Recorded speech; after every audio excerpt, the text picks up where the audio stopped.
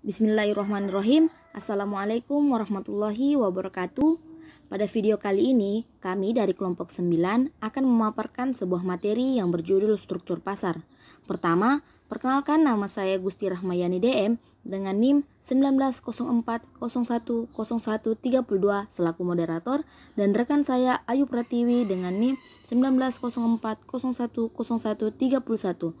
Langsung saja materi yang pertama akan dibacakan oleh Saudari Ayu. Saya persilahkan. Bismillahirrahmanirrahim. Jadi saya Ayu Pratiwi. Di sini saya akan membacakan materi mengenai struktur pasar pada bagian pertama. Struktur pasar memiliki definisi bahwa proses terjadinya interaksi antara permintaan dan penawaran terhadap suatu barang maupun jasa tertentu. Dalam teori ekonomi, hal itu telah memenuhi syarat untuk dikatakan pasar, yang pada akhirnya dapat menentukan harga keseimbangan, harga pasar, dan jumlah yang diperdagangkan. Jadi setiap proses yang mempertemukan antara permintaan, pembeli, dan penawaran penjual, maka akan disepakati antara pembeli dan penjual. Materi selanjutnya yaitu mengenai prinsip struktur pasar. Pada prinsipnya berarti mengelompokkan produsen atau perusahaan yang di dalam industri ke dalam beberapa bentuk pasar berdasarkan 1. Jenis barang yang dihasilkan, 2. Banyaknya atau jumlah perusahaan dalam industri, 3. Mudah tidaknya keluar masuk industri, dan yang terakhir yaitu peran iklan dalam kegiatan industri pasar.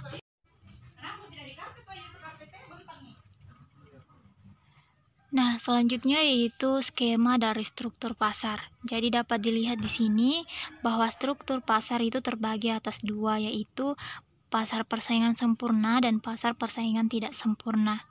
Pasar persaingan tidak sempurna kemudian terbagi lagi, yaitu pasar monopoli, pasar oligopoli, dan pasar monopolistik.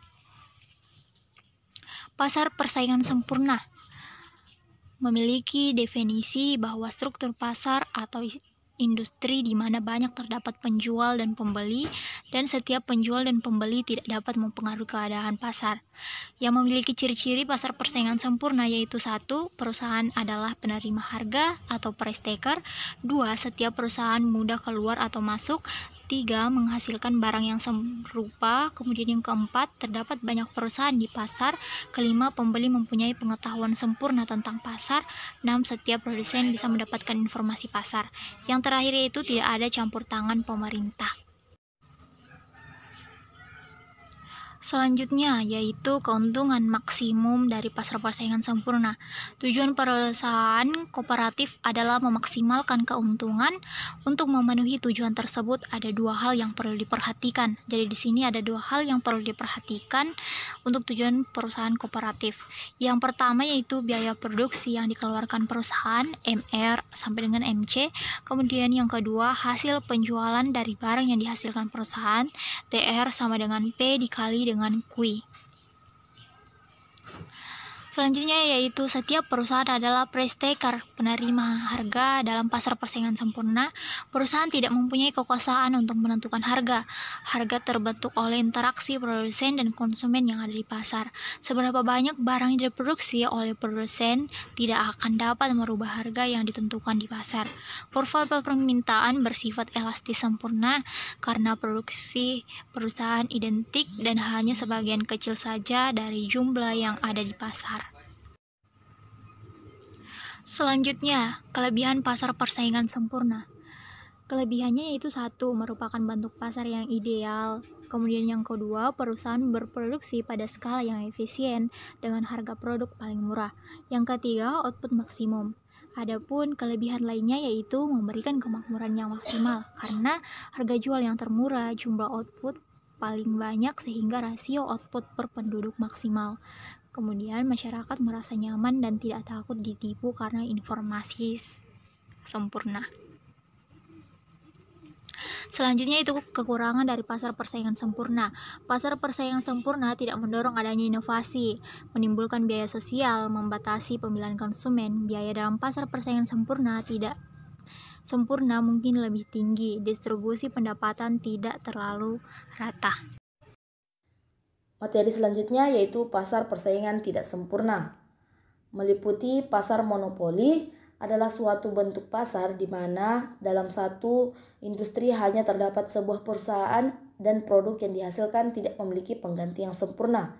Adapun karakteristik pasar monopoli, yang pertama, hanya ada satu penjual. Yang kedua, produk yang dijual tidak ada penggantinya. Yang ketiga, hambatan untuk masuk ke pasar sangat kuat. Yang keempat, dapat menguasai penentuan pasar. Yang terakhir, promosi iklan kurang diperlukan. Adapun penyebab terjadinya monopoli karena adanya penguasa suatu sumber daya inti. Yang kedua, adanya penguasa teknik produksi tertentu. Yang ketiga, adanya penguasa hak paten untuk produk tertentu atau merupakan unsur yuridis. Yang keempat, pemberian pemerintah. Yang kelima, biaya produksi lebih efisien dibanding produk yang lainnya atau monopoli alamiah. Selanjutnya, pasar oligopoli adalah suatu struktur pasar atau industri yang terdiri dari hanya sedikit perusahaan dan setiap perusahaan memiliki kemampuan mempengaruhi harga pasar. Adapun karakteristik pasar oligopoli, yang pertama, terdapat sedikit penjual. Yang kedua, terdapat sedikit rintangan untuk memasuki industri oligopoli. Yang ketiga, keputusan harga yang diambil oleh satu perusahaan harus dipertimbangkan oleh perusahaan yang lain dalam industri. Yang keempat, produk mempunyai ukuran standar. Yang kelima, terdapat kompetensi non-harga, misalnya perang iklan.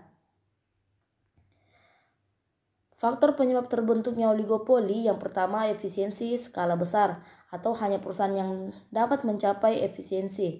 Yang kedua, kompleksitas. Adapun jenis-jenis oligopoli, yang pertama, oligopoli dengan kerjasama, yaitu apabila perusahaan yang ada dalam industri bersepakat untuk melakukan kerjasama, misalnya dalam hal penentuan harga maupun jalannya produksi. Yang kedua, oligopoli tanpa kerjasama, yaitu apabila perusahaan yang ada dalam industri tidak melakukan kesepakatan atau kerjasama. Selanjutnya, pasar monopolistik. Pasar pesaing monopolistik adalah suatu pasar dengan beberapa penjual yang menawarkan produk atau barang yang serupa, namun berbeda di beberapa aspek. Adapun karakteristik pasar monopolistik, yang pertama, produsen banyak. Yang kedua, produk beraneka ragam. Yang ketiga, iklan sangat penting. Yang keempat, hambatan untuk memasuki industri kecil. Itulah dari kami. Kurang lebihnya mohon dimaafkan. Wabillahi taufiq wal hidayah. Wassalamualaikum warahmatullahi wabarakatuh.